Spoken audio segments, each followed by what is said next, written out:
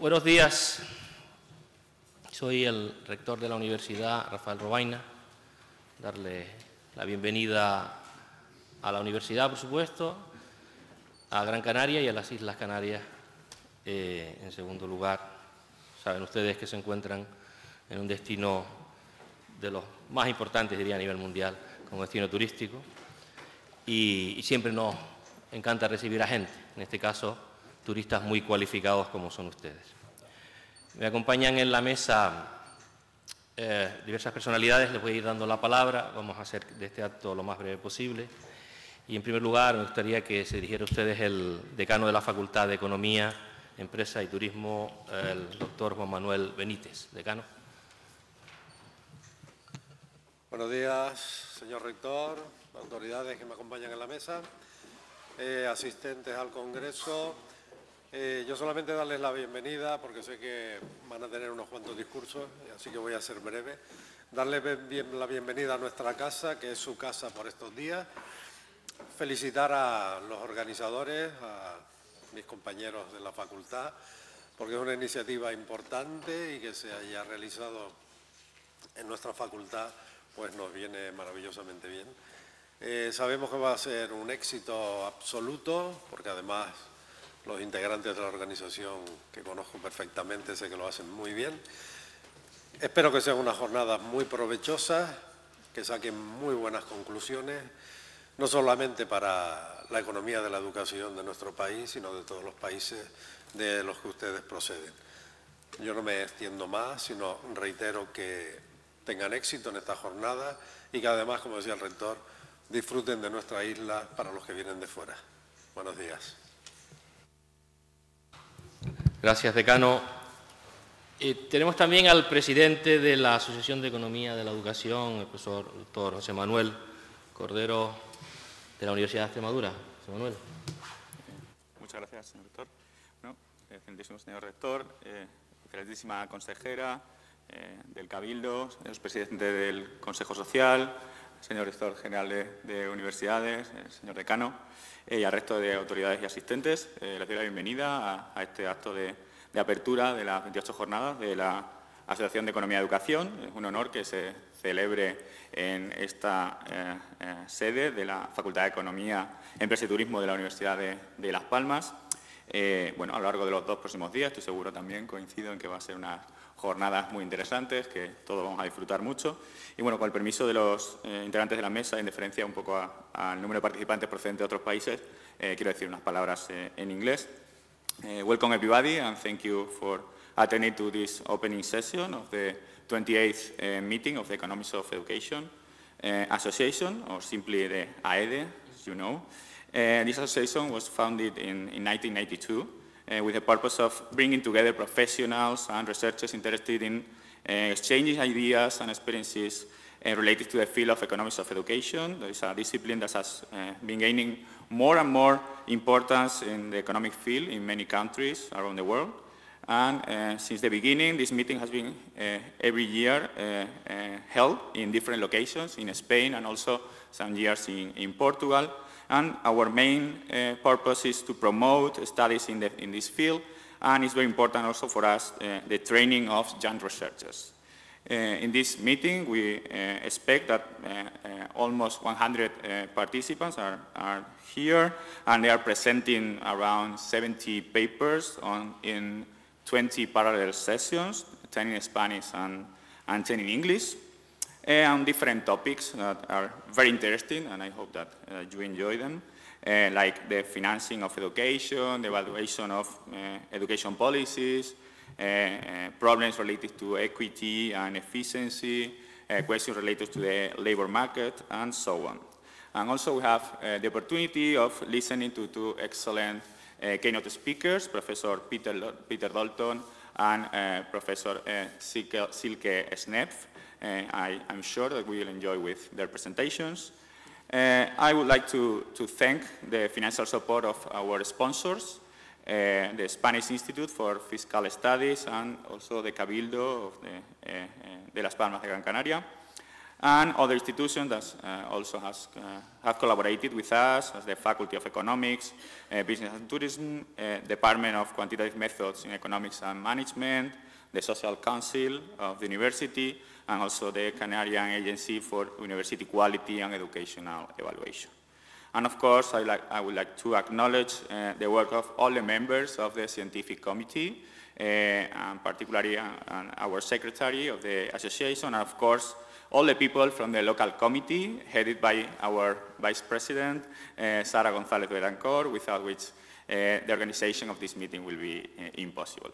So I hope you all enjoy this today's working together, and also during the social activities that we will have during these 2 days. So thank you very much for your attention. That's all. Gracias, presidente. En las Islas Canarias, nuestro modo de organización política se estructura en un gobierno autónomo y un gobierno de las islas. Y por el gobierno de la isla de Gran Canaria está hoy aquí con nosotros su consejera, doña Minerva Alonso. Minerva. Gracias, rector. Buenos días, autoridades presentes en esta mesa, profesorado, alumnado, ciudadanía en general, que nos visita, darles la bienvenida a estas jornadas y a la isla de Gran Canaria en especial, esperando también que en esos huecos puedan disfrutarla y puedan conocerla. En primer lugar, disculpar al presidente del Cabildo de Gran Canaria, don Antonio Morales Méndez, por la falta de asistencia a esta apertura por motivos de agenda. Me ha pedido que les traslade a la Asociación de Economía de la Educación la felicitación por la organización de estas jornadas y también el agradecimiento a la Universidad de Las Palmas de Gran Canaria por el trabajo, la tarea de reflexión social que está haciendo en esta isla y su labor investigadora en asuntos tan importantes como la diversificación de la economía o la lucha contra el cambio climático, entre otros temas no menos importantes. La sociedad canaria ha experimentado avances en materia educativa, como la generalización de la educación obligatoria, pero tenemos todavía que alcanzar una buena posición en indicadores relacionados con el abandono escolar temprano o la disminución del porcentaje de la no titulación en la educación secundaria obligatoria o también la definitiva implantación de la etapa de educación infantil de 0 a 3 años. Con indudables efectos positivos no solo en la educación temprana, sino también en la compensación de desigualdades sociales y en la conciliación de la vida familiar y laboral. Aprovechar también en este proceso educativo el talento que se está generando en la formación superior, evitando su fuga. Ello se convierte también en otro reto importante para este territorio. Nadie duda que la educación en Canarias, en cualquier lugar, es un elemento clave para propiciar un cambio social. Tiene un papel transformador, evitando la desigualdad y el riesgo de exclusión social. Desde la institución insular, desde el Cabildo de Gran Canaria, las competencias son limitadas, ya que las competencias plenas las poseen las comunidades autónomas, pero ello no ha supuesto limitación para aportar a la prevención de las causas estructurales y sociales del fracaso escolar a través de las colaboraciones que hacemos con los municipios, con los propios centros educativos de la isla o con las asociaciones de padres y madres.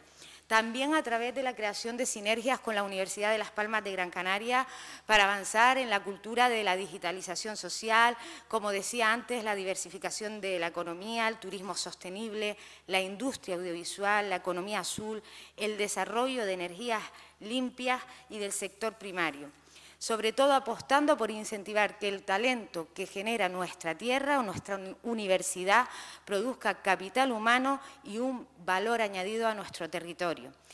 Estas jornadas sobre economía de la educación se celebran en Canarias en un proceso de cambio de gobierno autonómico que tiene la obligación de desarrollar la Ley Canaria de Educación de 25 de julio del año 2014, que por primera vez incluía un compromiso de financiación de alcanzar el 5% del Producto Interior Bruto, objetivo que esta tierra necesita de manera urgente y por el que esta institución insular también aboga.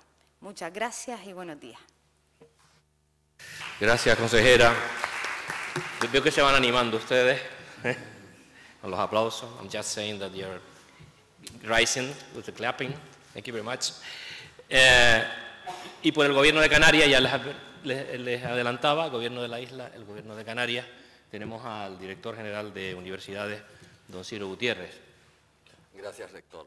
Bueno, buenos días. En primer lugar, quisiera agradecer a la Asociación de Economía de la Educación y especialmente a su presidente, José Manuel Cordero, y a mi compañera, la profesora Sara González, por haber escogido Canarias en esta edición de las Jornadas de Economía de la Educación y felicitar a la Universidad de Las Palmas por su labor de organización y su trabajo constante que ha permitido que Canarias haya sido anfitriona para interesantes espacios de conocimiento como el que se abre hoy aquí. Las jornadas que hoy inauguramos no solo son interesantes, son necesarias.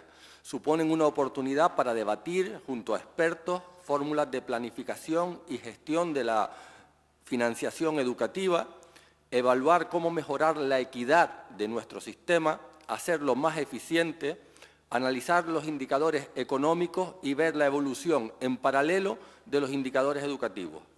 Las políticas educativas no pueden desligarse de esta reflexión. Debemos implicarnos, formarnos y continuar avanzando para que la gestión de lo público nos permita continuar desarrollando el proyecto a gran escala que perseguimos todos los defensores de la educación pública y de la calidad educativa.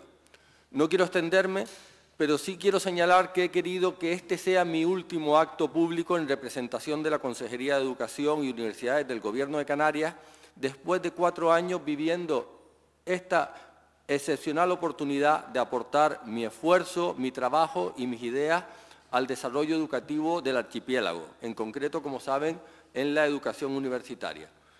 Así que me gustaría, antes de despedirme, felicitar al presidente del Cabildo de Gran Canaria, lo hago a través de la consejera, por el apoyo de la ciudadanía para estos próximos 4 años y desearles lo mejor en esta nueva etapa, manteniendo la importante colaboración que me consta ha tenido con la Universidad de Las Palmas de Gran Canaria. Y quisiera muy especialmente agradecer al rector de la Universidad de Las Palmas, Rafael Robaina, y a su equipo de gobierno por estos años que hemos compartido. Todo lo conseguido en este tiempo ha partido siempre del trabajo común, la búsqueda de consensos y, en definitiva, de una colaboración estrecha entre la Universidad de Las Palmas y la Universidad de La Laguna y la Dirección General de Universidades del Gobierno de Canarias. Eso me llena de orgullo. En mí encontrarán siempre una mano tendida y un apoyo para continuar avanzando y trabajando por nuestra universidad. Muchas gracias a todos y felices jornadas.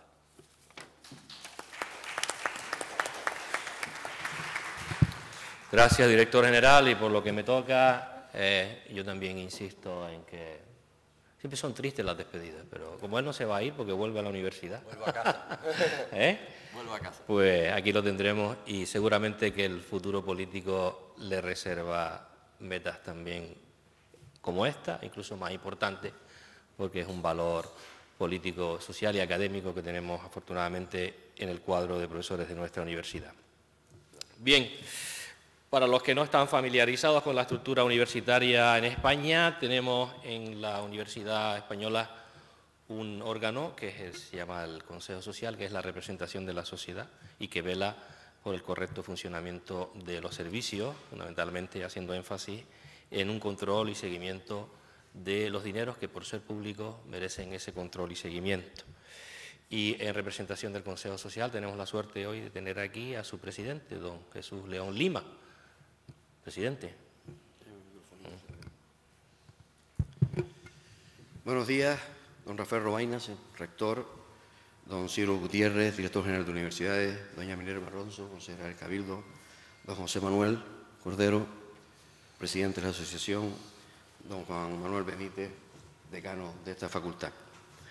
Tengo que reconocer que cuando la vicepresidenta de la Asociación, la profesora Sara González Betancor, me planteó la posibilidad de que el Consejo Social colaborara en la celebración de esta jornada, tuve que pedirle que me explicara en román paladino qué era eso de la economía de la educación.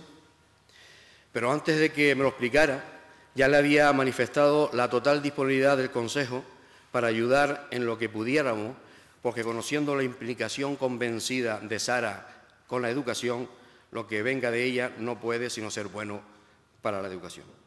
Tengo que decir que después de casi 40 años como maestro, el descubrimiento de esta nueva rama de la ciencia económica me abrió las puertas a un nuevo mundo de mi profesión y que estoy seguro me va a ayudar en mi nueva responsabilidad como presidente del Consejo Social. La educación necesita la integración de conocimientos provenientes de otras ciencias y la emisión de normas de acción que conduzcan a la comprensión y optimización de la práctica docente.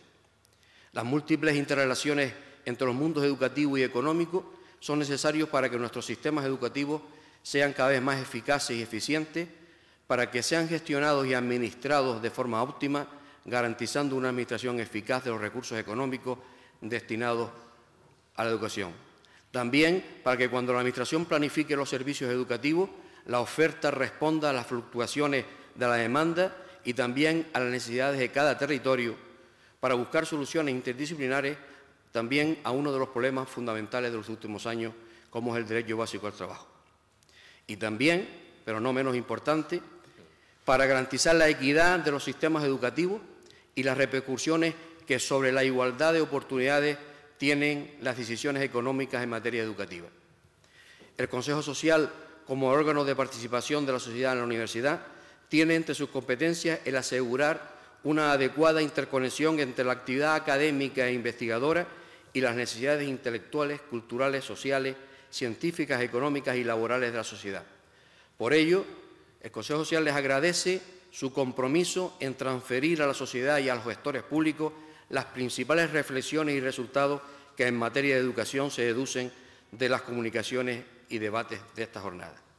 Quiero también que mis últimas palabras sean dirigidas a las personas de otras nacionalidades que nos acompañan. It has been a great pleasure for the Social Council of Las Palmas de Gran Canaria to collaborate in this 28th meeting of the Economics of Education Association, and on its behalf, I would like to express our deep gratitude for dedicating your research to this amazing world of education, a world in full transformation and whose future depends not only ours, but also our children's and the new society they will live. Thank you very much. Muchas gracias. Thanks, Mr. President. Yo voy a acabar con unas dos reflexiones. Yo entiendo que cuando se plantean los temas de economía de la educación, el campo es tan amplio que a lo mejor no van a tratar aquí, pero si pudieran servir de reflexión en un futuro y desde la óptica de las instituciones de educación superior, decirles que se ha escrito bastante en los últimos años, o al menos yo lo he leído, sobre, léanlo como ustedes quieran, economía, coste, financiación de las instituciones de educación superior. I'm just saying that as a rector of the university, I would like, on behalf of the higher education institutions, to raise 2 points in this opening session this morning. Las dos dimensiones que quiero que queden como reflexión encima de la mesa y desde la preocupación de los que llevamos la responsabilidad de instituciones de educación superior son precisamente el efecto de la financiación pública sobre la autonomía universitaria, que resumo en una pregunta: ¿quién se mete con su banquero?, que diría Obama, y lo que afecta esto a la autonomía universitaria. Y la otra dimensión que se trata a nivel europeo con cierta preocupación son los distintos modelos que los gobiernos que financian esas instituciones están siguiendo. Sí, el de excelencia, es decir, sin restricciones en principio económicas en la búsqueda de universidades punteras a nivel de vanguardia, dominadas además por ciertas formas de medida que no creo que sean necesariamente las que la sociedad demanda, la excelencia, la fusión de universidades que también se está dando a lo largo de todo, fundamentalmente el continente europeo y la zona de Europa Central, y la que preferimos todos los responsables universitarios, que es la financiación ligada a objetivos de eficiencia y productividad. En definitiva, un tema apasionante de la economía de la educación y que me gustaría, si pudiera ser en un futuro, si no lo tienen ya, añadieran estas dimensiones de la educación superior para que sean tratados desde el punto de vista científico. Just to finish, I'm just remarked that there are two rising points from the point of view of the higher education institutions along Europe, which are, first of all, the autonomy and the financial support of the universities and whether it could affect the possibility that the university could be driven to particular political interests, not necessarily the academic or scientifically. How to deal with your banker, as Obama said a few years ago. And the other dimension of the problem from the higher education institutions is the model of financial support of the higher education institutions, whether we decide to go for excellence, whether we decide to go to merging universities, or whether we decide, as we rather prefer, to financial support linked to goals, particular goals or tasks demanded by the political decision makers. At the end, it is a very interesting, this topic of the economy of the education. I just want to wish you a profitable meeting, and of course, whatever you need from the University of Las Palmas, and on behalf of the university, just let us know. Thank you very much, and have a nice days here in Gran Canaria. Thank you.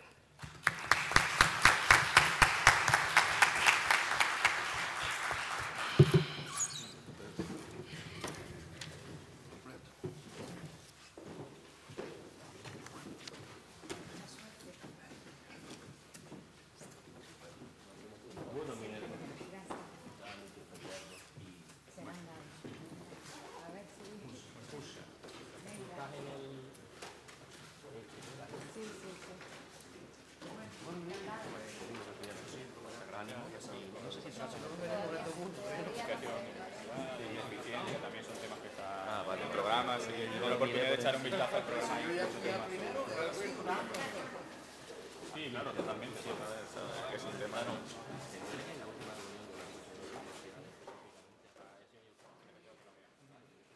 es un tema, claro, es un tema que preocupa y de hecho hay 3 sesiones sobre universidad, no sobre autonomía, sí sobre universidad, financiación. Sí, tener la capacidad de... ¿Y ahora dónde nos ponemos?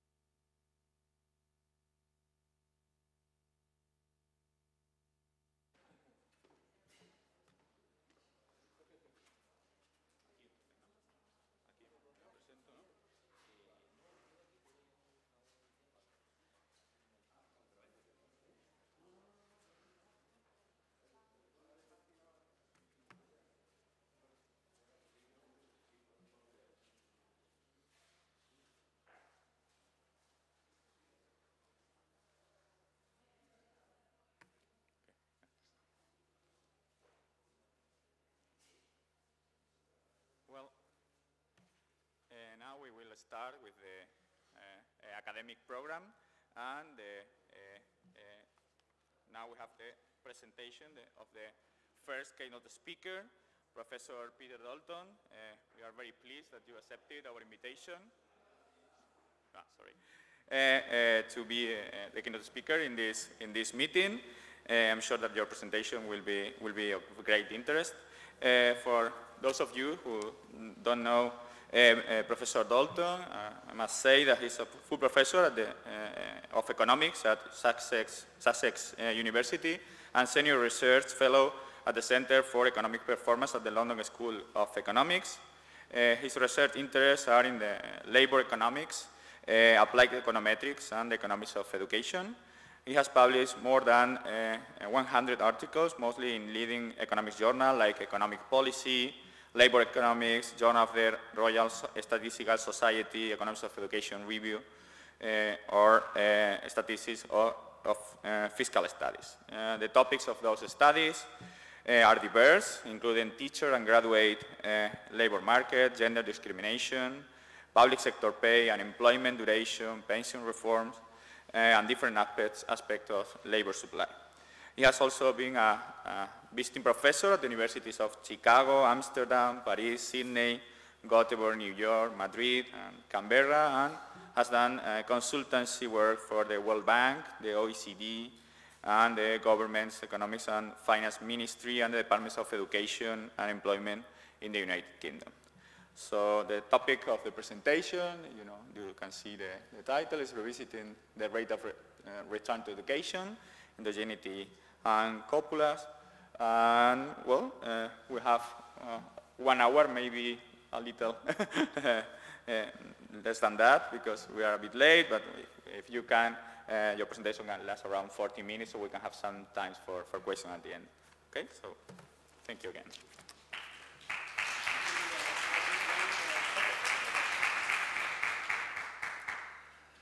Okay, thank you. Thank you very much for the invitation to come and talk to you.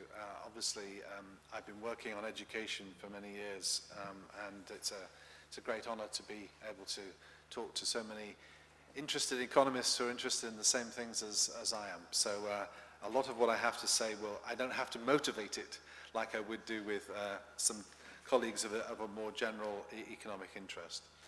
The title has changed a little bit, and I must say from the outset this is still ongoing work, and it's very much joint work with a colleague and friend, Ali Scally, who's at the University of Paris too. Okay, so I'm going to talk about the rate of return to education, and as I've just said, I don't think I really need to motivate it very much, but I think dear Alan Kruger, who's just left us, wrote that this is probably the most important parameter in economics. And I think I probably wouldn't have to persuade you too much that this is the case. So this is why I have been really preoccupied with this parameter for a long, long time, the rate of return to education, which I abbreviate this way. It's also the case that, I don't know if you were surprised, but in the literature, we've had, over the last 20 years, some rates of return to education estimates which have been really huge.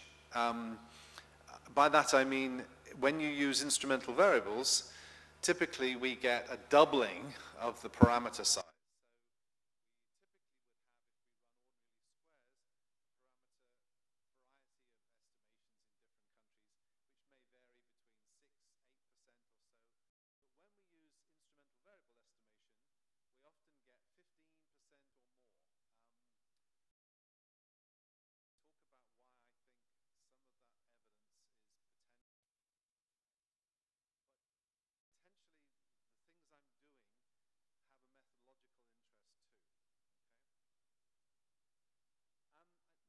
This massive return to education of 15% has had a huge impact on policy.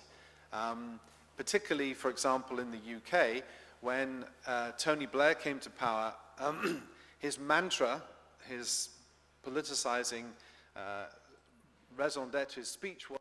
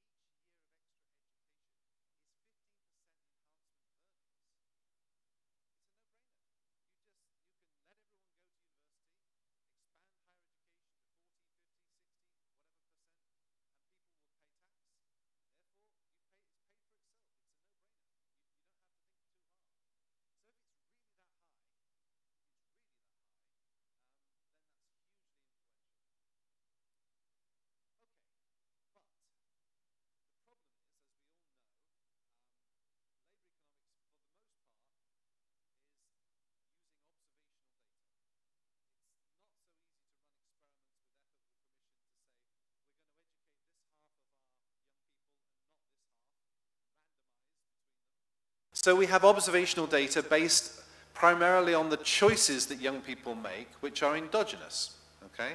So the very fact that you choose to go for another year of schooling is endogenous. And that problem permeates all of applied economics. It's not just us as labor economists or education economists that have this problem. Endogeneity permeates all of applied econometrics, okay? So that's why instrumental variables has been a common strategy to overcome endogeneity.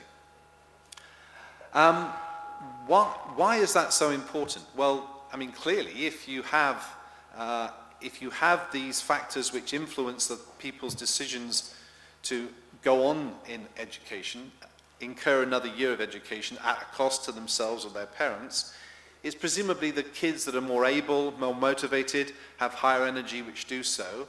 And those are the very things which we don't observe in our regressions, which are typically on the right-hand side in the error term. And if those things are correlated, most definitely correlated with schooling, the years of schooling people have, then we have this endogeneity problem, okay? What do we do about it?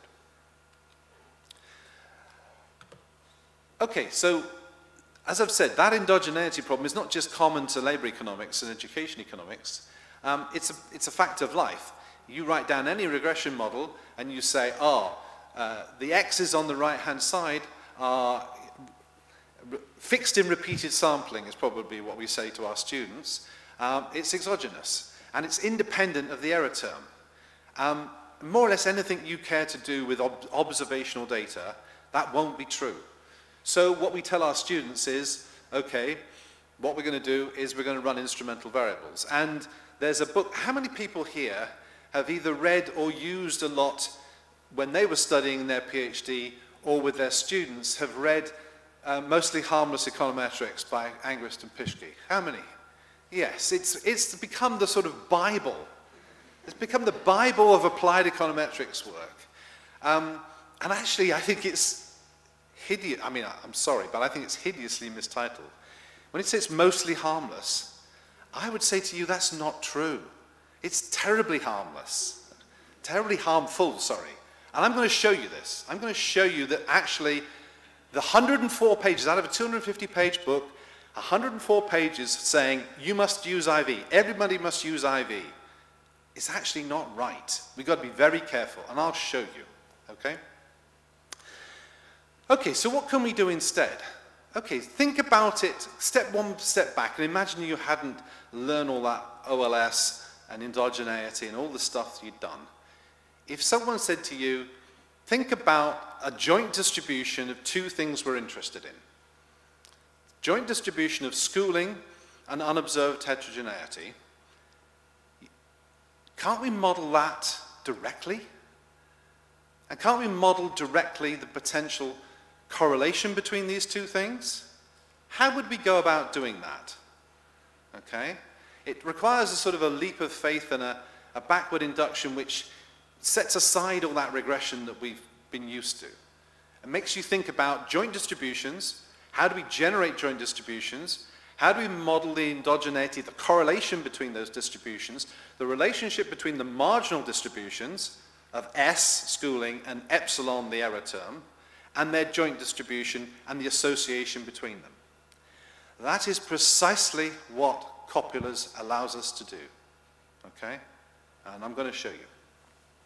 Okay, so that's what we're going to do. It's quite an ambitious agenda. I mean, don't hesitate in questions to say where you think I'm wrong. So what I'm going to do is, in this paper, is give you a practical example. I've worked through the Harman and Walker data and done it with that. And this is why the title's changed a little bit. Actually, it was puzzles, but I now think I've solved the puzzles with Ali, and I think we've got the answers. So I'm going to give you the answers, and that's why it's now just entitled Endogeneity and Copulas, because I think we have the answer. And I'm going to investigate one data set as an example, and then I'm going to show you how, with copulas, at a variety of different assumptions with copulas, because it will depend on those assumptions, it doesn't really change the outcome and the results, okay? And I'm going to suggest, actually, that this gives a pretty direct way of actually capturing, measuring endogeneity. That's a brave claim. It's a huge claim. If I'm right, then potentially this is quite important. But also I'm going to show you, worse still, that the IV potentially can introduce misspecification and actually give you totally the wrong answer. Okay? All right. So, having told you to think outside the box, let's go back and just remind ourselves what the standard model says. So, a standard model of human capital, we've all taught our students about this. Earnings, the log of earnings are written down as a function of x's and schooling, which we also typically would assume in ordinary least squares to be exogenous. And we have an epsilon error term to capture all these factors which are motivation, ability, etc., etc. Okay? So this is what we want to do. But the problem we tell our students a lot about is that the conditional expectation of epsilon given S is not equal to 0. That's what we mean when we say endogeneity. That's what we tell our students is the big problem. The big problem. And this isn't just a problem, as I've said, about our human capital earnings equation. It's a big problem with respect to all sorts of observational data. So what do? What we say to our students is, we're going to find an instrumental variable, Z, which is highly correlated with S and uncorrelated with epsilon. Okay? And that will solve our problem. And we've all taught this. I mean, we all teach this. We teach about raising of the school leaving age and twins and all these instruments, which are very clever, and hang on this very basic result that goes all the way back to 1912 and the Wright father and son team. And it's a very interesting and very clever idea, but potentially misapplied, it could be quite misleading. Okay.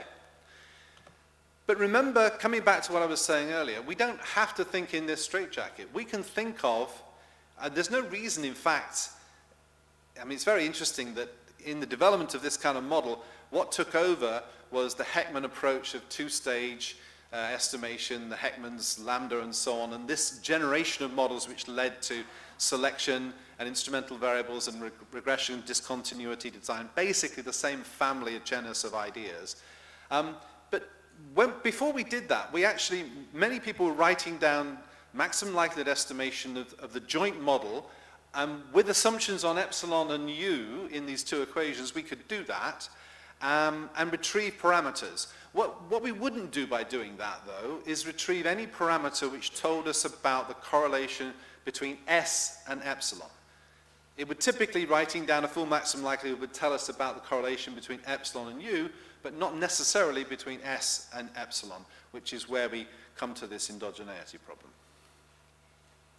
Okay, so typically we tell our students we can't test for the correlations between S and epsilon, and we say, well, actually, finding good IVs is quite difficult. So the raising of the school leaving age, ROSLA, is something that became quite popular, partly due to the papers by my colleague Ian Walker and Com Harmon. And then we had a series of papers which said, look, you need to worry about potentially weak instruments. So the Angrist and Kruger stuff was, let's take quarter of birth and let's have every quarter and let's have every year and every quarter multiplied. So you've got hundreds and hundreds of instruments. Actually, it turns out to be quite a nightmare when you replicate this stuff because you've got literally hundreds and hundreds of instruments, okay? And Bound, Jaeger, et al. In JASA told us that these weak instruments could be a problem. But I think that's only part of the story. It's more than they're just weak, it's that they could be misleading. Okay. And we're also told that potentially there's huge sensitivity of the first stage of this. So what we typically do is say some variant of two-stage least squares. We tell our students to run S, get S hat as a prediction and put that in the second stage in the regression of log wages. I mean, there's lots of other ways of doing it and variants on RDD and so on and so forth. But basically, that's the idea. Okay. But what we also tell our students is you've got to be very careful about what the exclusion restrictions are in the first stage. So what variables are in Z, exclusion restrictions, what variables are in Z that aren't in X, okay? And we know, and you've all done it probably, run regressions where you just take out certain variables or put in other variables, and the parameter estimates will change quite a lot, okay? And specifically, if you haven't really found a good instrument, they can be terribly sensitive, okay? So in the early days when people were doing this, people were using social class of parents and all sorts of other things. No, that's not going to be terribly good, okay? Very sensitive. And there's a paper, an often ignored paper by Arthur Goldberg, which tells us actually that if you're relying essentially only on the joint distribution of U and epsilon without exclusion restrictions, then these parameters you're interested in, particularly alpha and beta as well, can be terribly sensitive. And that's a paper that's often ignored, published at the back end of the 70s. Extraordinary.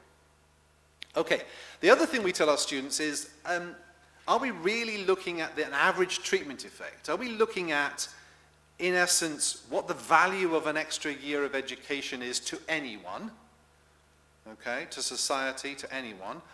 Or are we looking at the local average treatment effect? This is Angus and Imbens. The local average treatment effect of literally what's the value of giving a particular cohort, for example, 1 year of extra education by virtue of the fact they were born after a certain date, okay, the raising of the school leaving age.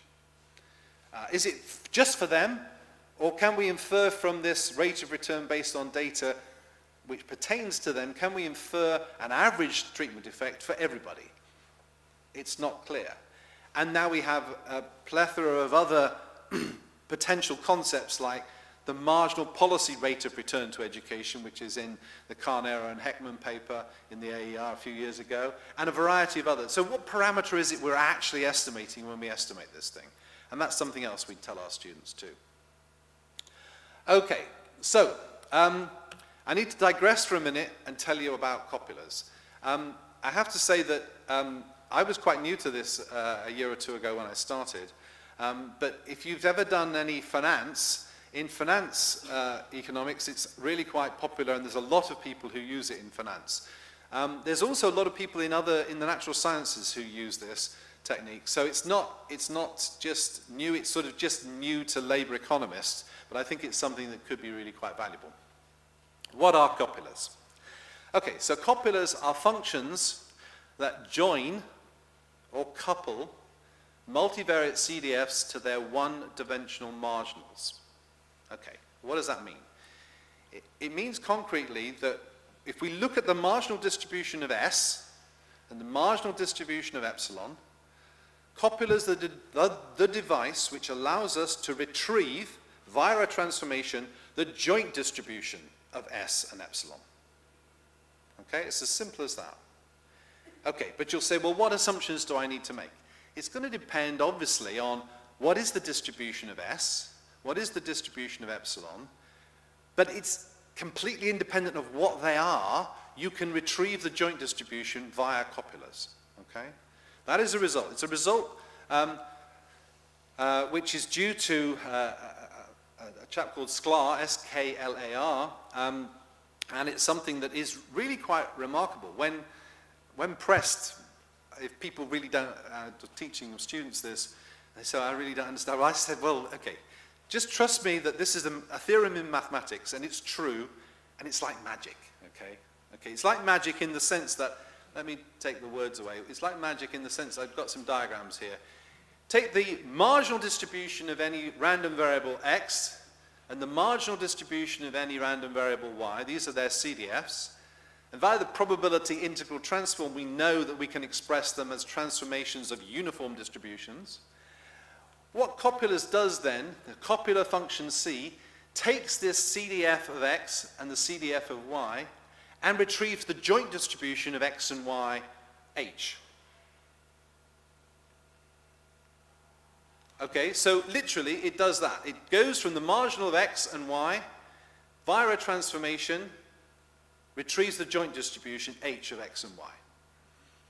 Okay, this is quite remarkable because subject to what we assume the marginal distribution of x and y to be, and any parameterization of the dependence between them, we can actually retrieve this copula. The copula allows us to retrieve this joint distribution. Okay? So, I think it's easy to see that in diagrams. The rest of this here says all this. It says it in words, and I think probably my visual explanation is slightly clearer. For those of you who have not ever seen it before, it's a really rather remarkable result. And we're using that. For those interested, the key reference is a book by Nelson in 2006. It's used in many statistics papers, used in finance, as I've said, and it's been used by a few scholars in economics. There's a couple of papers in Journal of Econometrics and Journal of Business Economic Statistics. And the paper that's probably closest to what we do is a paper in marketing science. Now you say, well, why would you, I mean, I think this paper is misplaced. It should have been in Econometrica, okay? And that's why economists would have spent a lot more time looking at this, because I think it is really rather remarkable. I suggest that you actually look at this in some detail, because it gives you a method for doing things. It doesn't do all the things that we do, and we make a number of methodological advances which are for the purists, the econometric purists, but notwithstanding that, we follow basically, the closest paper we follow is the Park and Gupta paper. Okay, so in some sense, the Coppola model is a full information identification strategy, because given the marginals of the two variables we're interested in, we start from those and some notion about how they're interrelated, and then we can retrieve this joint distribution via the copulas, okay? And this is independent of what the marginals are. It doesn't matter. Sklar's theorem is true for any marginals x and y, or s and epsilon in our case, okay? So what we're going to do is start from the marginals and model the structural dependence using these copulas. Okay, but now think back to what I was saying about the endogeneity of schooling. If in modeling the joint nature of S and epsilon, it allows us to retrieve that joint distribution and its dependence, then essentially, hey presto, we're actually looking at the thing we said was a problem, the endogeneity of S with epsilon. And we've got a way of measuring it. We've got a way of actually estimating it in a full maximum likelihood model, okay?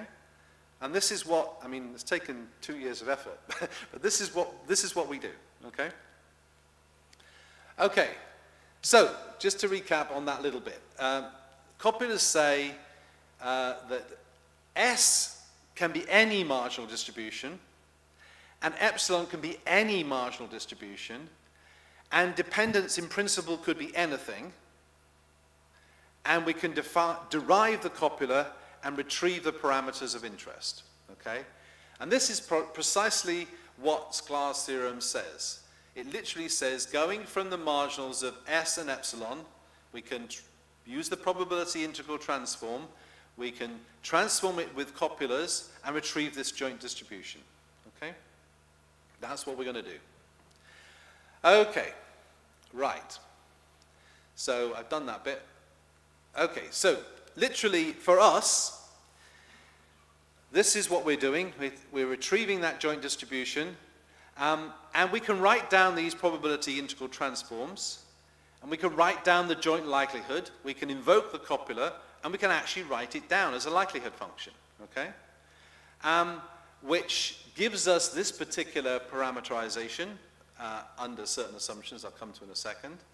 And then the log likelihood can be written down, and we can maximize it. We know how to do that. It's gone out of fashion, I think, for most economists, when most economists just sit in front of Stata and press the button, but we do know how to do this, and we've known how to do this for a long, long time.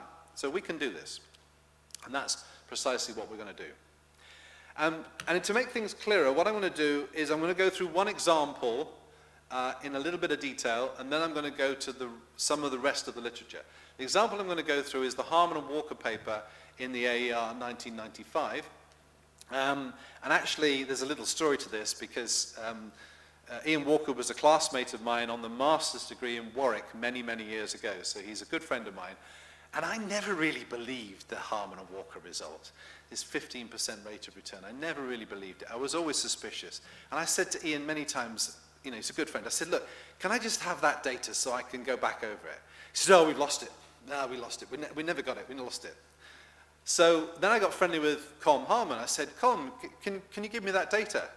He said, no, I haven't got it, lost it, gone forever.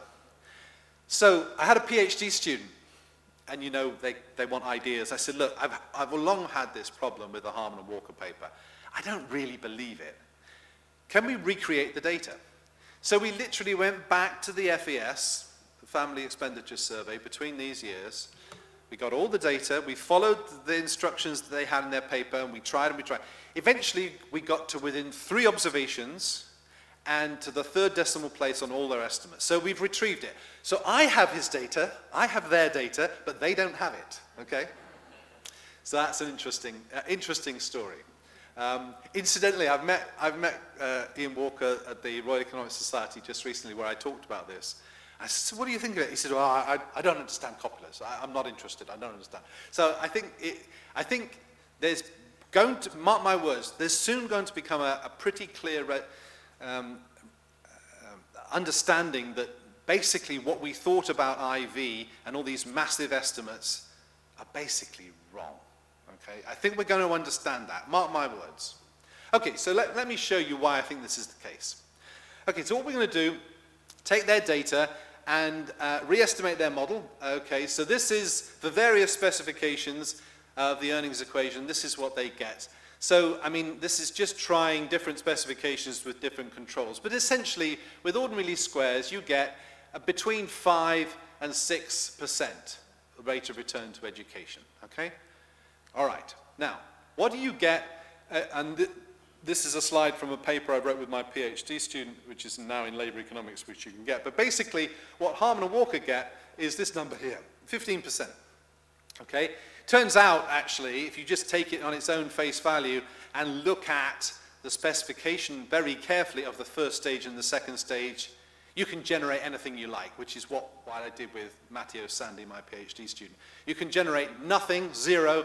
You can generate 15%. You can generate whatever you like if you redefine the first and second stages and appropriately control for age and various other things, month of birth, etc., etc. You can get whatever you like. All right? But what Harmon and Walker got was 15%. Okay. Now, remember I said we need to be careful and we need to understand what the distribution of S and the distribution of epsilon is in order to invoke this copulars. Well, this is the distribution of S in terms of the age left full-time education. Okay? So we need to model this distribution, but we also need to be aware that if we want to use other data sets, this distribution could be very different. And I'll show you a graph at the end which is the 35 countries that was in the title, because I now have data on 35 countries where we've got all this with the same kind of questions asked and so on. So I can show you how heterogeneous it is across country. And for a long time, Ali and I thought, well, actually, the problem here is how do we approximate this distribution for any distribution, all right? Okay, so that's the distribution of S. So what we can do is actually take the kernel of S, the kernel density, or we can exploit the discreteness of S and take the actual empirical distribution, okay? And we can still retrieve this maximum likelihood of the whole thing. Okay, so when we do that, when we do the kernel estimations, this is what we get. So the black bars are the fitting of that distribution, so we can do it, okay? So what I'm going to show you is results using copulars with the kernel of S and also with the empirical distribution of S. And it turns out not to matter at all, really, not to matter much at all. Okay, there's potentially other problems with other distributions which are much more unusual, and I'll show you some of them in a second. Okay. So the challenge then is, what do we do about epsilon? What distributional assumption are we going to make about the unobserved heterogeneity epsilon? Well, hold on a minute. I mean, we don't know what that distribution is when we use ordinary least squares. For inference, we assume it's normal, okay? But typically, we can make this normal, and we do, or we can make it anything else. We can make it have fat tails, we can make it have asymmetry on one side or the other. It doesn't matter. And I'm going to show you the results. It doesn't really matter how you define that distribution. The results don't change very much, okay? And we can try different families of dependent structures. And again, it won't change very much. Okay? And I'm going to show you empirically what we did. So, this is our problem. What's the distributional assumption of unobserved heterogeneity? Remember that the general linear model uses normality. But our answer is we can try lots. We try lots of different distributions and see what happens. Okay? So, the results. So, if we have a normal copula, normal epsilon, a maximum likelihood distribution, and we try these different specifications, okay, this is what we get. Lo and behold, we get 6%, 6.7%, etc. Okay? What happens if we try alternative copulas? Okay? Tried the Gaussian. What happens if we do student, Gumbel, Clayton? For those of you not totally familiar, student just means you've got fatter tails. Gumbel means you have a fat right tail. Clayton means you have a fat left tail. You can try anything you like. And we're in the process of reprogramming this for a much more general class of distributions which should encapsulate these as special cases. So we're trying to program this for the Pearson family and various other things too. Okay? So if we use a student distribution with fat tails, what happens with a normal copula? Essentially, and kernel estimates rather than empirical distribution estimates of the S, we get literally 0.55, 0.7. So again, between 5% and 7%. Okay? The parameterization here at the bottom depends on which particular distribution you're using and gives you some idea of potential dependence. I'll come back to this because the parameterization is different in different distributions. And essentially, what can potentially happen is if you have a misspecification of the equation, in other words, you don't include all of the regressors, you can potentially get a spurious dependence induced by making those incorrect specification assumptions. Okay. What about, this is the last one, what about if you have asymmetric distributions on epsilon? Well, literally, again, the same thing occurs. You get 6%, 5%, 6%, etc. Okay? And the parameterization does, this is with the same specification of all the covariates, and these are the ancillary parameters associated with each of those particular elliptical or Archimedean copulas and these particular distributional assumptions on epsilon. Okay? But what I'm going to do is actually now move to saying, well, first of all, what conclusions would we get out of this? And this is where Ali and I were about a year ago, and then we said, I gave this paper in a couple of places, and people said, it's just because it's the Harman and Walker data. It just happens that actually the OLS is okay for Harman and Walker, and it's just a special case, and actually won't apply to anything else. So we spent the last few months getting all the other data that we can of all the other big papers and trying the same things, okay? So the conclusions we might have for an educationalist would be, look, what this tells us is if we model this properly, inverted commas, the rate of return to education is more like 6% rather than 15% as it was reported and hailed in that Ivy literature, and particularly the Harman and Walker paper. It's quite likely that we have a low potential unobserved heterogeneity correlation with schooling. In the Harman and Walker case, it goes from 0 to minus 0.56, 0.056, which implies no endogeneity. And people, when we talked about this, said, well, that's just the Harman and Walker thing. It's not going to be true of other papers. So what we said about then doing was getting this other data from other papers. But methodologically, what we've learned from just this one example is potentially that Ivy, as I promised you, Ivy approaches can lead to misspecification and potentially the wrong conclusions. And non-normality, I didn't point this out very specifically because I want to get on to the using other papers to do this, but the non-normality can also lead to misspecification and spurious dependence. I'll show you that better with these other papers. But essentially, the idea is modelling the joint distribution of unobserved heterogeneity and the endogenous variable. And that's potentially applicable to anything, any problem where we have observational data with potential endogeneity. And the big thing about this is that copulas can allow us to retrieve and understand the parameters of interest, namely the correlation, in our case, between S and epsilon. And the other thing is, OLS, frequently decried, may not be too far from the truth. If you notice the first slide of this, OLS was about 6%. So it's sort of saying, OLS is nowhere near as bad as all that. And when, I mean, I've just had a referee's report, no, not referees, a desk reject this week, where we spent a whole paper worrying about endogeneity and modelling it. And the desk reject comes back with, you haven't handled endogeneity. Hold on a minute, endogeneity may not even be a problem, okay? So, I forgive that little charade. It's a Mr. Angry charade. But I think most positively there's ways of doing this which can help us to understand the nature of the data and the heart of what we're doing, which is the endogeneity between S and epsilon. Okay, so what we're going to do now is look at some other papers. How am I doing for time? I'm okay. So, Harman and Walker is the paper we first looked at, and that was in the AER 95, that used the raising of the school leaving age with this FES data, and I've shown you all the results that go behind this. What they essentially got was an OLS of 0.06, 6%, and an IV of 15%. The Angus-Kruger paper, QJE 91, used quarter of birth on census data, got 6% or 12% when they used this quarter of birth as an IV.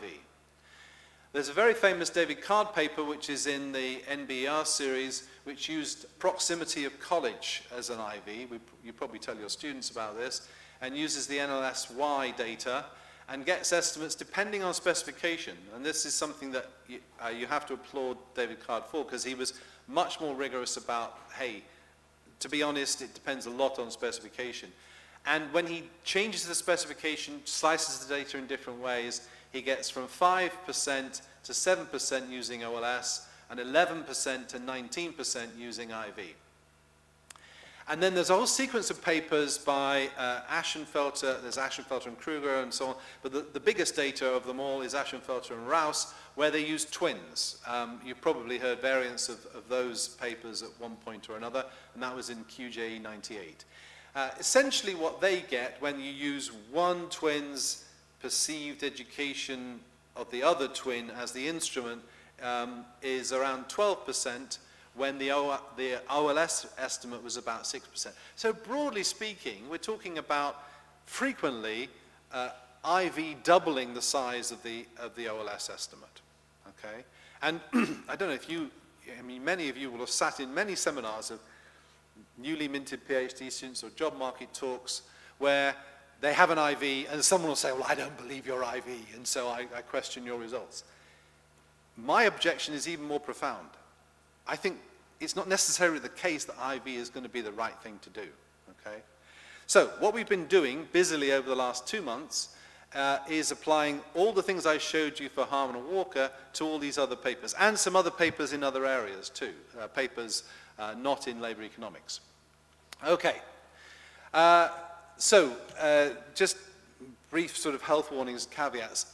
Some of those things I've just shown you will depend on the specification, and I've picked certain specifications which are probably the most comprehensive in each paper, and it does depend on how you slice the data. And in those papers there's loads and loads of tables, loads of specifications, so I make it clear in the upcoming slides which specifications we ran, and they tend to be the ones that are most complete. Okay, so here's the table. So these are, so the title of the paper is here, and then the first column is the author's, the column in blue is the author's OLS estimate, okay? And this is to make sure that we've got the data right, so this is us rerunning it with OLS and we get the same result, more or less, exactly. And this is what happens if we run the straightforward copula, okay? And most interestingly, the parameter we want is the rho. This is the correlation coefficient between S and epsilon, okay? And you can see that in Harman and Walker, it's basically 0. There is no dependence, okay? And that is basically why the copular estimate will be more or less the same as the OLS estimate, and why, potentially, I'll show you why the IV estimate may be terribly wrong, okay? But in Angrist and Kruger, where they're using quarter of birth, it does depend on, because there's two estimations here, it does depend on which specification you use, but there is dependence. There's small, but significant, statistically significant dependence between S and epsilon. In CARD, where they're using the proximity to school, again, there's also dependence, and it depends again a little bit on specification, although it's much closer on specification. And then finally in Ashenfelter and Rouse, which uses the twins, there doesn't appear to be dependence, okay? All right, so these are the ones that we're sort of worried about, and these are the ones to keep your eye on when we look at what happens to IV next. So these are the IV results. These are the author's IV estimates, and again, we put our own. We basically reproduce more or less exactly their estimates, okay? And it's sort of quite clear that there's a real discrepancy between this estimate, the OLS, and the IV, and it can be, as we saw in Harman and Walker's case, that there's a massive difference, but there's no dependence. But it can be the case that there's a fairly big difference, so they're not quite as big when you have dependence, okay? Okay, now the next thing we did was to say, look, essentially if this is a two-stage procedure IV, and first stage you get S hat, what does S hat look like, and how different would it be from the actual distribution of S, and is this potentially driving the inaccuracy of IV and the nature of dependence? So what we did was I'll show you some pictures in a second which show S and S hat. So the S is the actual distribution, S hat is the predicted distribution of schooling from the first stage of the regression. I'll show you the differences. Because what we were sort of worried about is modeling S, although I'm less worried about that now. And S is marginal distribution. So we spent a bit of time doing that, but then we said, look, what happens if essentially you go with the IV and you produce S hat? How wrong, using copulars, how wrong can that be, okay? So this is the distributions of S is the empirical distribution in Angrist and Kruger is the Fawn histogram, and the kernel density is the S hat, okay? This is what it looks like in CARD, and this is the sort of thing we were worried about. Well, look, you know, you've got mass points at particular things because people either go to high school or they don't. They either go to university or they don't. So there's all sorts of mass points, and might that be a problem in terms of estimating empirically or the kernel of this when we do our copulars? Turns out it's not such a big problem as I thought it would be. And here's the distribution in Rouse, Ashenfelter and Rouse. Again, you've got 3 spikes, and I'll show you in a second the distribution, what it looks like in 35 countries, okay? But it turns out not to be as big a problem as I thought. Okay, so returning to our estimates, but using S hat, okay, so using the predicted endogenous variable. So this is like the IV, only we've run the IV using S hat, okay, we've got the author's estimate, our estimate, and then we're going to spuriously use copulars to do this, to see what happens, okay? And when you do that, what you find is, for example, look at Harman and Walker. So I told you that the rate of return was 6%, moves to 15% when you use IV, but you don't have dependence. What happens if you spuriously use S hat as if it were right? You generate dependence, okay? So not only does the IV estimation potentially change and exaggerate the OLS and get it completely wrong, potentially, rather than worrying about the problem of dependence, which you didn't have, if you use IV, you potentially induce it, okay? And this result sort of staggered us. Okay, so let's sort of come to some conclusions about what IV does. If you don't have dependence, and this is, so the example of Harman and Walker is probably the closest. If you don't have dependence, then OLS estimates are very similar to Coppola estimates. So in the case of Harman and Walker, we got 6%. But if we have no dependence, using IV, as I've just shown you, can spuriously induce dependence and spuriously give you a pretty inaccurate estimate of the rate of return to education, the coefficient we're really interested in. What happens if dependence is there? Then the Coppola estimate of the rate of return to education is quite similar to the OLS estimate, but diverges a little bit more than it did in the case of no dependence. So in some sense, all our teaching of econometrics and all the things we tell our students is right. If there is dependence, if there is endogeneity, there will be a moving apart of the Coppola estimate and the OLS estimate. Coppola when you take account of that dependence, and OLS when you don't. Okay? When you have dependence, there's a slight moving apart of that. And if you have dependence, IV can actually not just change the nature of the estimate of the parameter we're interested in, it can change the sign of the dependence. Okay? And there's a couple of cases here. I mean, look, Angrist and Kruger had dependence, okay, use IV, spuriously use S hat, it becomes significant dependence, but it's the wrong sign, it's negative, okay? So it can even change the sign of the dependence, okay? Or a copula can spuriously suggest no dependence. In essence, what I'm sort of trying to convince you of is that it's a lot of hard work, a lot of programming, lots of effort, but actually we can tackle this problem of endogeneity, and we can use copulas to help us to do this. And what I'm suggesting is that in particular for a parameter, I mean, you have to be careful. This is a particular case which has preoccupied me, which is one parameter. If we've got models where we're interested in lots of parameters, it's a lot more difficult. But it's nice here because we've got one parameter, rate of return to education, a fairly simple specification, fairly simple idea of how we do instrumenting. So in this case, we can actually try and do this. But then I suppose the next steps are, well, what are we going to do? Well, what we're going to do now is actually simulate all sorts of different distributions, all sorts of potential problems in the underlying distribution of S, the underlying nature of the dependence, the underlying nature of epsilon. I mean, what I've tried to convince Ali of is what happens if essentially the unobserved heterogeneity is not unimodal with fat tails or asymmetric, but actually is bimodal. What happens? So we're in the process of trying to do some simulations to actually do that.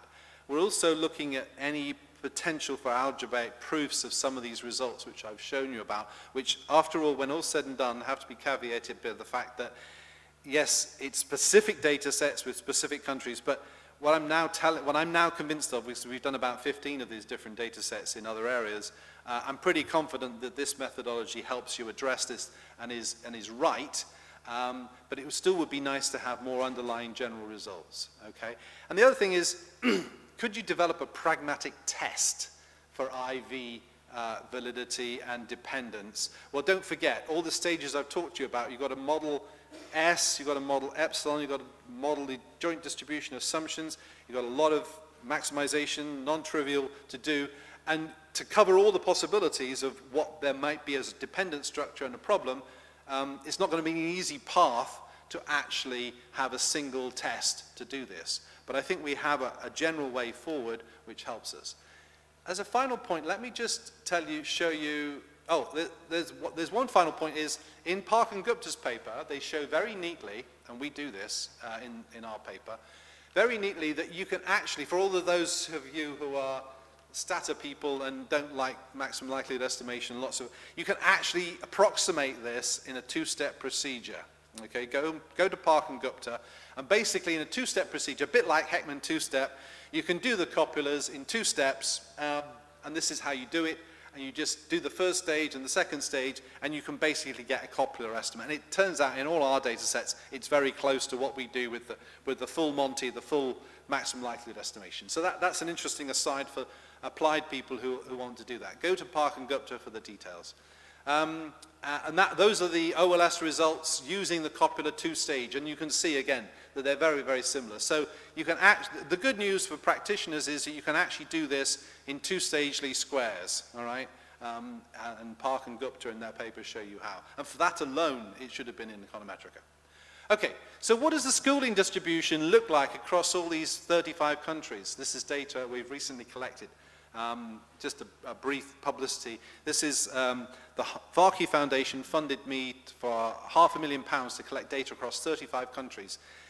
So it's 41,000 people across 35 countries, and it's data the like of which we haven't got anywhere else. So these are all perfectly consistent, and these are what the distributions of S's look like across all these countries.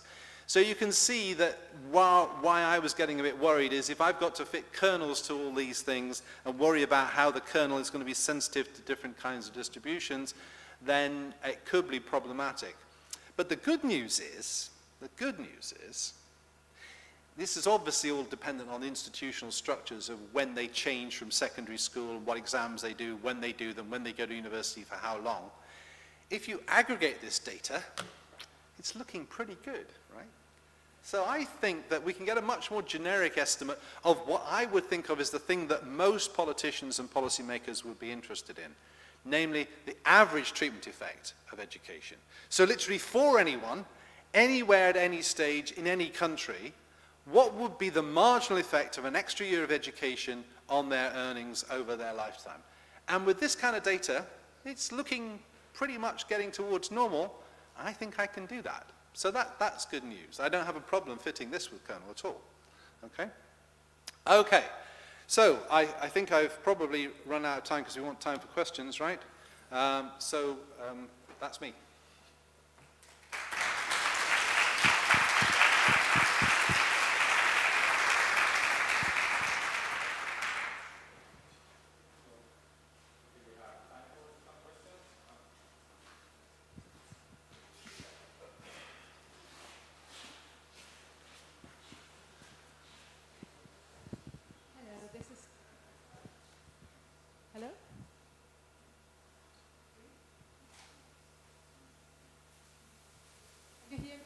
Yep. Yeah, we can hear. I can hear you. Okay, so thank you very much for this very stimulating talk. That's especially interesting because there's a general notion around if you do OLS or if you do propensity score matching or differences in differences, that will never ever be as good as IB in some way. And so far I think that's really interesting. What I would be interested in is whether going all through these papers a lot, I think, depends on the IB variable. How good is the quality of the IB variable meeting the conditions it needs to meet? And whether you could say a little bit more on that. Thank you. Yeah, I was very worried about this, and this was the reaction we got when we just did the first paper by Harman and Walker, which uses the raising of the school leaving age. And if you think about that, that's a single dichotomous variable. Either your birth date comes before a certain date or after a certain date, and you either have to stay on at school another year or not. So that's a dichotomous variable, which is your instrumental variable. So this is why Ali and I were very worried about what happens if we have a continuous instrument, what happens if we have instruments that are fundamentally differently structured. So, I mean, in the case of Angrist and Kruger, you have hundreds of instruments and quarters of birth, or in the case of CARD, it's, although it says proximity of college, actually when you look at the data, it only takes 2 values, okay? And in twins, it's another structure because you're saying your twin is guessing your education years, but they pretty well probably know it. So we're worried about that. That's why we spent a lot of time looking for very different types of instruments and why we're presently looking at lots of other papers in other areas. And the good news is, in terms of using the Copula technique, we can still do it. Okay, it works. What I don't have yet is any general conclusions about if you say have a continuous variable, is that going to be marginally better when you use an IV of it or not? I don't know yet, but I will be able to tell you in about 6 months' time or so.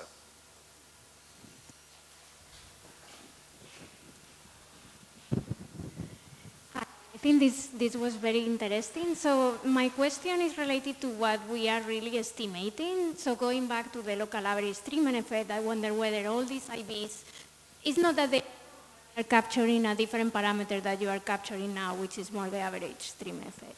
Yeah, absolutely. And this is why, I mean, I think for those of you who are not familiar with the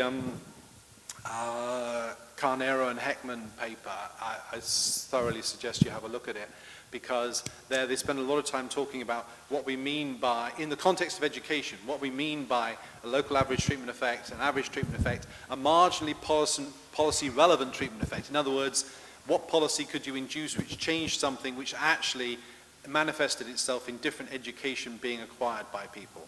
And I think we need to be terribly careful. I mean, in some sense, in my defense, I'm just being agnostic about saying, let's go back to what we knew and justify it by saying, you know, we've got this massive discrepancy between 6% and 15%. Can we reconcile that? And I think we can say something about this now. But I think you're terribly right. And I think we've got to be much, as education economists, we've got to be a lot clearer about who are the people affected, what's going to actually happen. And particularly, I mean, when you look in some detail, let's say the Harman and Walker data, it's about particular reforms and the degree to which they were actually enforced. So, yes, when all these kids were told to stay on at school for another year, did they all stay on? Well, you find anecdotal stories about, oh, well, they didn't want to stay on, so we invented things for them to do, and we took them on trips, and so they didn't really have another year of education. So I think you're very right to say, well, who are the group that are affected, and what parameter are we talking about? But in the paper that I wrote with my PhD student, Matteo Sandi, in labor economics, we took the Harman and Walker data and we exploited other changes of the raising the school leaving age and exploited the fact that we could retrieve the year and month of birth. And in fact, when you look at this raising of the school leaving age, there wasn't just 0-1, it was actually 3/4, when you take account of the month and the quarter, 3/4 of a year of birth up to 2 1/4. And when you actually use that data, so the lumpy but discrete data which measures extra years of schooling, which is essentially what I think we should be measuring for different people, basically you come back to the 6% that we saw. So if you're interested in that sort of thing, then potentially that paper might be of interest. But we didn't worry about how good IV was. We just took it as read and we used a different IV. But you're very right. We need to think about that very clearly. Thank you very much for all these questions. I'm sure we would like to ask him lots of other things, but I think we have to do this during the cafe, because if not, we are not going to have time, as we have to leave the place very punctual at past. So